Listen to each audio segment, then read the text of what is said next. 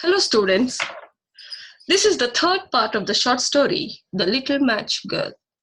In the previous two videos, we have covered the first two pages in the textbook, page number 88 and 89.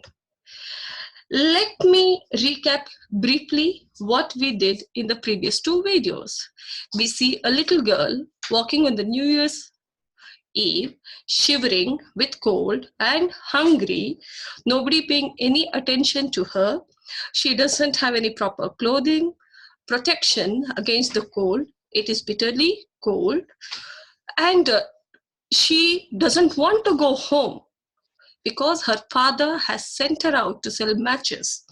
This poor girl, instead of celebrating, instead of welcoming the new year, is out on the streets trying to sell matches where nobody pays attention to her. She sees light shining from every window and the aroma of the roasted goose drifting towards her. She presents the very picture of misery. She doesn't dare go home because her father is sure to beat her because she has not sold a single matchbox nor earned a single penny. And the other reason why she doesn't want to go home is that anyway her house is also equally cold as outside. So what does she do? So she huddles in a heap in a corner formed by two houses, and she tries to pull her arms and legs together to ward off the cold, but she cannot. The cold is she cannot ward off the cold. She's felt colder and colder. So what does she do now? Okay, finally she takes courage. She thinks that she will light one matchbox to keep herself warm. And what happens when she lights the first matchstick? As if by magic, she sees a vision in the flame of the matchstick. She sees an iron stove with brass knobs and brass ornaments. So how come she is seeing such a vision in the flame of the matchstick? Yes, this vision that she sees is it is symbolic of her desire for warmth and love, which she didn't get from her father. And anyway, it was cold. She didn't have proper clothing. So what did she want at this point in time? She wanted warmth. So what did she see in her vision? Yes, iron stove, which is blazing hot, which gives her warmth. Then what happens? The vision disappears. Why? Because the flame blew out. So what does she do? She struck another match. And now, as if by magic, she sees uh, the wall becoming transparent, and she sees what? On a table, through the transparent wall, she sees a table laden with food. And what else does she see on the table? She sees a roasted goose waggling towards her with the knife. She sees all this in her vision. But when the goose is about to reach her, the vision disappears. So what does this symbolize? This vision symbolizes the manifestation of her innermost desire. What does she want at this point in time? Food. So in that vision, she sees food. So let me go back to the previous slide. Children, see how people didn't pay any attention to her. Nobody bought any match from her. How she is walking, shivering, and how she huddles in a heap in a corner. How she sees the first vision. I'm going to the next slide where she sees the second vision. So the second vision is symbolic of her desire for food. And then what happens? That vision also disappears when the flame blows out. Now I'm into page number 90. Let us see what she does after the second vision disappears. Now I'm reading from page number 90, first paragraph. She struck another match, and suddenly she was sitting under the most beautiful Christmas tree. It was much larger and much lovelier than the one she had seen last year through the glass doors of the rich merchant's house. 1,000 candles lit up the green branches, and gaily colored balls like those in the shop windows looked down upon her. The little girl reached forward with both hands. Then out went the match. The many candles on the Christmas tree rose higher and higher through the air, and she saw that they had now turned into bright stars.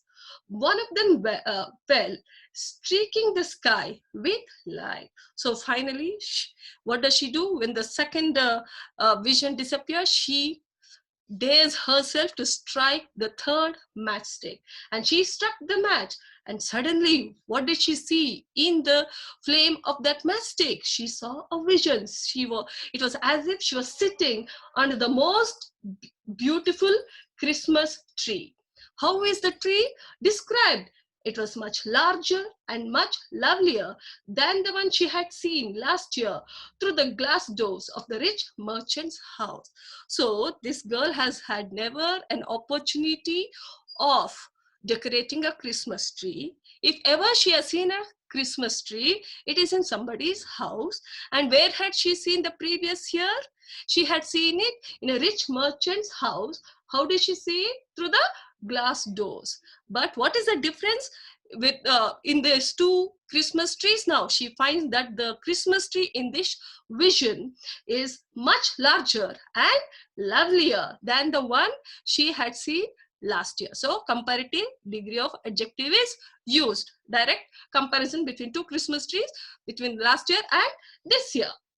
So how is the tree decorated? 1,000 candles lit up the green branches. So we have seen how in malls and all, in how the Christmas trees are decorated on major streets, malls and all. So in the same way here also, she sees a Christmas tree which is decorated with candles. We also see all those things now, lights, all those things. So, and also it was decorated with gaily colored balls like those in the shop windows look down upon her. So again, a comparison. How are these balls? Like those which she had seen in shop windows. The little girl reached forward with both hands. Then out went the match. And the girl, she's so happy that she's seeing a Christmas tree. For a moment, she forgets that it is a vision. She tries to touch it. When she's about to touch the Christmas tree, the vision disappears. Why? Because the flame blew out. So what does this indicate, children? So she has had never an opportunity to decorate a Christmas tree. So in her vision, she sees a Christmas tree. So what is this symbolic of? What is the third vision symbolic of? The evergreen Christmas tree is a sign of undying life, rebirth, and stamina needed to endure the winter months. So what happens now? So the vision disappears, all her dreams disappear now. So, and what does she see? The many candles on the Christmas tree rose higher and higher through the air, and she saw that they had now turned into bright stars, as if by magic. Okay, the candle seems to rise and they turn into bright stars. And what happens to one of them? One of them fell, streaking the sky with light. They seem to move the stars seem to move so fast in the sky. Can you see the picture there, children? Yes. Now let us go into the next paragraph. Now someone is dying, said the little girl, for her old grandmother, the only one who had ever been good to her, but who was now dead, had said, whenever a star falls, a soul goes up to God. So the minute she sees a star falling, what is the first thought in her mind that strikes her? That someone is dying. Who had told her that when they see a star falling? Her grandmother had told her that if they see a star falling down, it means that someone is dying. What had the grandmother told her? Whenever a star falls, a soul goes up to God. And how is the grandmother described now? That grandmother is the only one who had loved the little girl. We have already previously seen that the father didn't care for her. He's so hard-hearted that he has sent her out on a cold day, that too on New Year's Eve, to sell match boxes. So what does the girl do now? She struck another match on the wall, because now the Christmas tree has disappeared. So what does she do? First, because of cold, she was striking matches. Now because of the visions she is seeing, she strikes up another matchstick. She struck another match on the wall.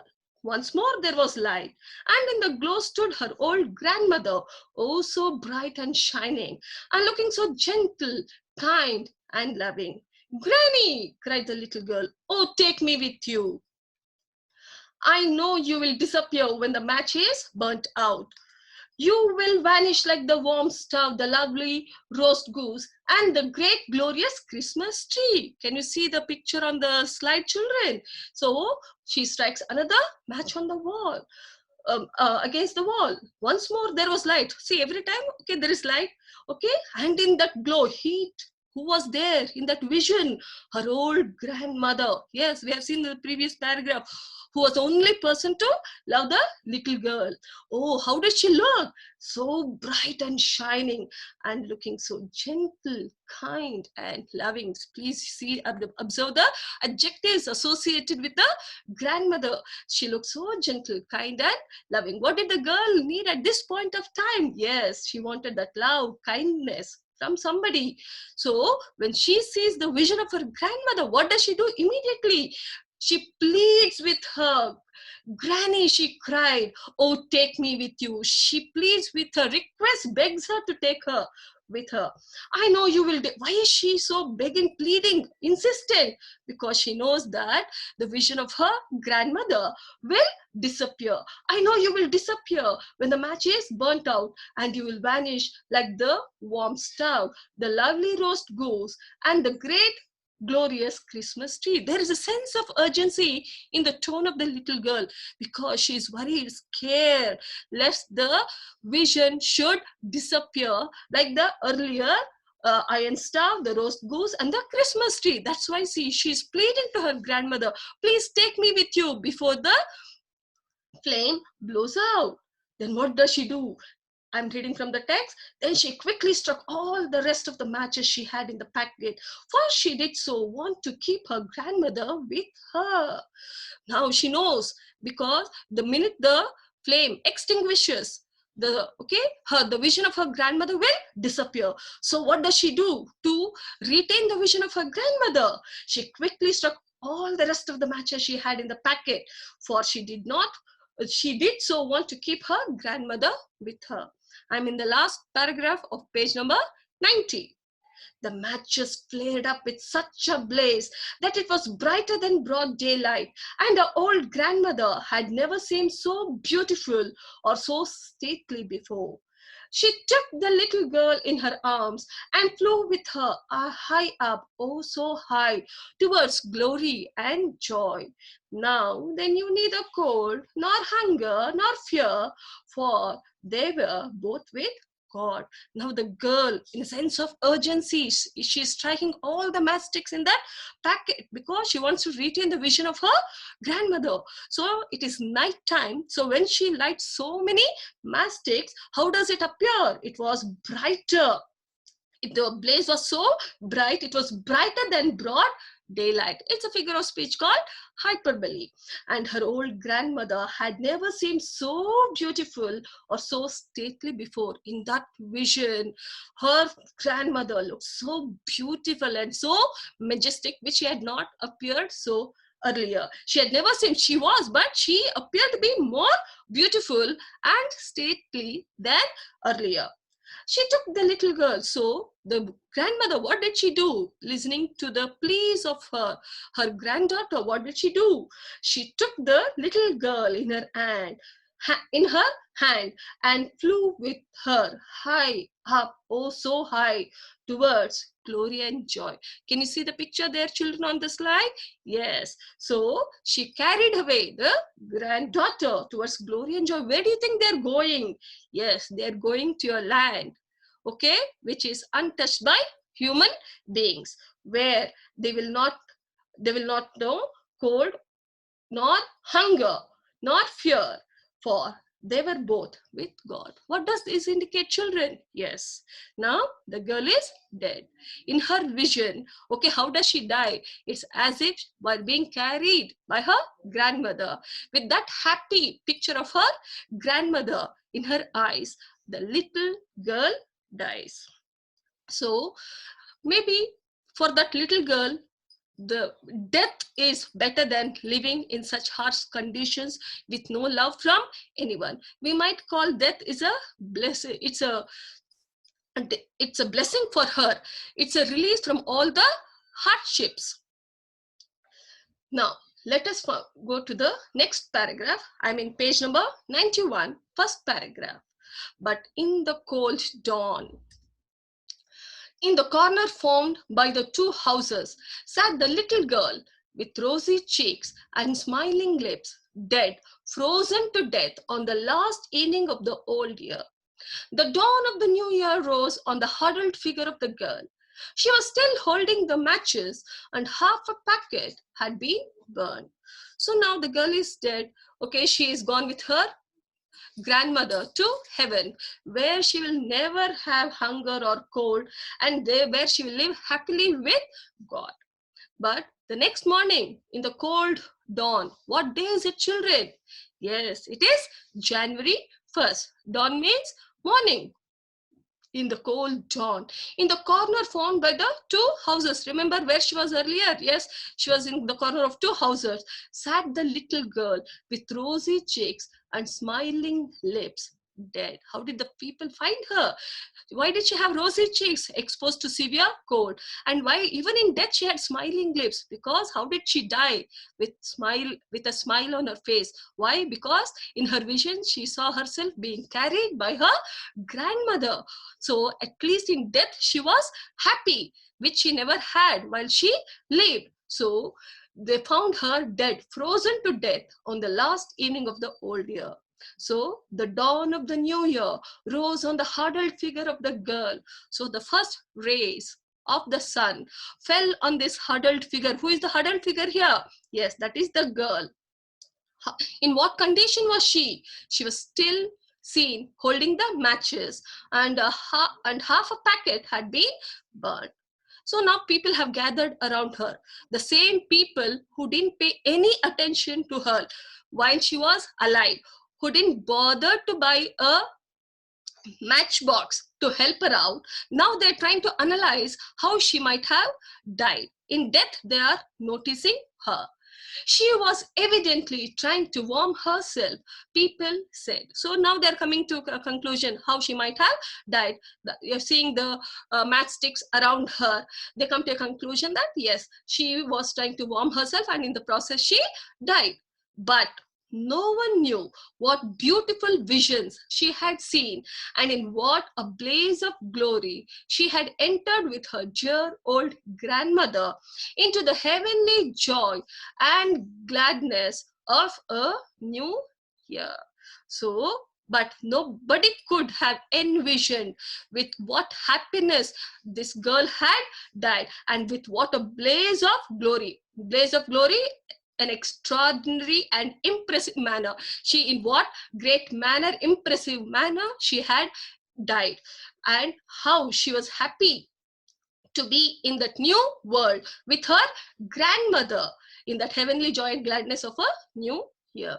So the people, those who didn't pay attention now, trying to analyze her death, how she might have died, they're now sympathizing with her, but they could not have envisioned with what beautiful thoughts the girl had died, and how she had entered with what blaze of glory she had entered with her dear old grandmother into the heavenly joy and gladness of a new year. So we feel so sad for the little girl who has a very premature death. She still had a long life to live, but in death she found happiness, because now she is with her grandmother and with God, where she will never suffer ever again. We feel so bad, so we should count our lucky stars that we have such a good life, that our parents have looked after us so well. So what have you learned from this story, children? Yes, this is a didactic story, definitely. Yes, what is a didactic story? Which teaches us a moral. So what does the author want to tell us here? He wants to teach, especially the wealthy, to show empathy for those who do not have the basic necessities of life. It reminds them not to overlook the needs of the less fortunate brethren, especially of the innocent children. It coaxes them to be charitable and help the poor during the festivals and throughout the year to alleviate their suffering. This is the moral of this lesson. So you came to know what is a didactic story. Spelling is DIDACTIC. Now let us come to the title. Is the title really appropriate for this story? What is the title of the story? The Little Match Girl. Yes, she's a little girl, and this whole story revolves around the matches. So if you come to page number 138 in the workbook, you will get notes regarding the appropriateness of the title. And next, we also come to, so what are the themes of this story then? The themes are, we have two themes, that is class differentiation and faith and hope. What do you mean by class differentiation, children? Yes, so there were two sections in the society, the haves and the have-nots. If you see the slide, I have made, okay, it's a didactic story now, and we have already discussed how the title is very appropriate and what are the themes, difference between the haves and the have-nots, and faith and love. So here she belongs to haves, means the rich people, have-nots mean who? The poor people. How the rich were becoming richer and the poor were poorer and poorer, and how the rich did not help those less fortunate people. And the author, please refer page number 141 in the workbook. And also the author has used a number of images to bring to us how the little girl suffered. He has used visual imagery, he has used olfactory imagery, he has used tactile imagery. Please refer to page number 144 in the workbook. So what it is also, this story is also a reflection on the treatment of poor children during the Victorian era. So the story is read as a reflection of the class-based Victorian society, where thousands of orphans existed in the society. Victorian literature is filled with such children, one of which is Oliver Twist. Dickens' Oliver Twist highlights the problems of poor city children who, after the Poor Law Act of 1833, end up in the workhouse. Where did we come across the word workhouse or poorhouse earlier? Yes, in the sixth short story, An Angel in Disguise. So everyone wanted that girl, Maggie, little girl Maggie, who was bedridden, to be sent to the poorhouse or the workhouse. So the children were not only orphaned or unparented, but also deserted, neglected, and abused as the match girl in this story. See how badly she is treated by her father, who doesn't care for her, who doesn't love her, who makes her to go out on such a cold day to sell matches, that too on the New Year's Eve. So we should just like Maggie, okay, just like Mr. and Mrs. Thompson became an angel in disguise for Maggie, here death proves to be a blessing in disguise for the little girl. At least she found happiness in death, which she didn't find when she was alive. Please go through the story once again, children, and refer the workbook. And there is a YouTube channel called Study with Sudhir, or you can go to Ranjana ma'am's channel, where you can again go through all these things if you just refer them. See you in the next class.